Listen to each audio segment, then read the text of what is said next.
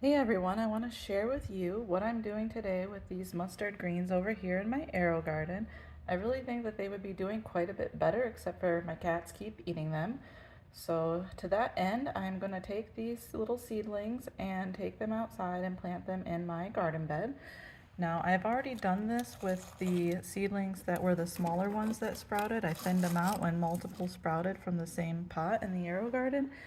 So I thinned those out. And I already planted those ones outside, and they have a little transplant shock at first, but they're doing pretty good. These are the red curly mustard greens from Fairy Morse. I started them from seeds. I'll just take you outside here, show you my little garden bed. And you can see these ones are doing quite a bit better, and these were the ones that were originally the smaller, weaker plants. Now these are probably some seeds that I dropped in here, and then I decided I wasn't going to drop seeds into mulch. So we'll see what those end up being. Maybe they're nothing, maybe they're weeds, I really don't even know. So I'm just going to plant them over here in the back of my garden bed. This is an Everglades tomato right here. Those will get huge, so you got to keep an eye on that. And I made a little hole, but it's probably not big enough. So let me get my little tool here and make this hole a little bit bigger. And get the mulch out of there. Oh, great. And stick that little guy in there. Perfect. And we'll do the same over here. Get him in there. A little deeper still.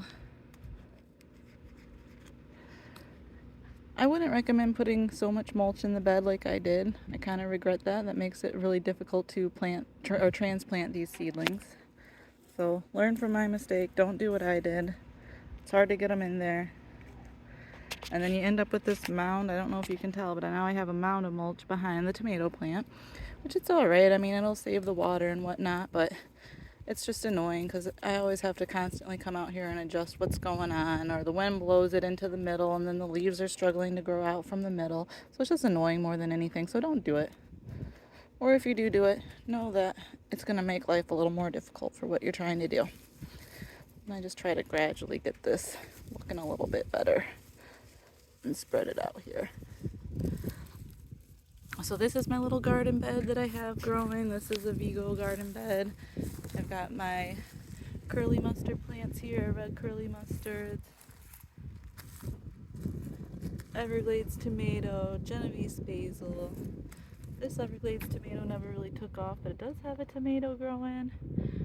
Some lettuce seedlings that are growing inside this greenhouse. Another Everglades tomato. Some green onions here in the back. Those came from my dad's house. Thai basil, which I'm really liking Thai basil. It's a lot spicier than the Genovese basil. I like the flavor of that quite a bit. This is a yellow Everglades tomato. A dill plant that I started in the Aerogarden. The only cilantro plant that I've ever gotten to grow. This sprouted in the Aerogarden, and I brought it out here as the smaller of the plants, and then it started growing and the other cilantro plant that sprouted died off. Cherokee tomato, another Cherokee purple, and this is a lettuce that I just transplanted 2 days ago, and it's still having a little bit of transplant shock. Plus we had tons of cold weather and a lot of rain, so it's been through a lot, but we'll see how it does in the end. All right, what are you guys growing?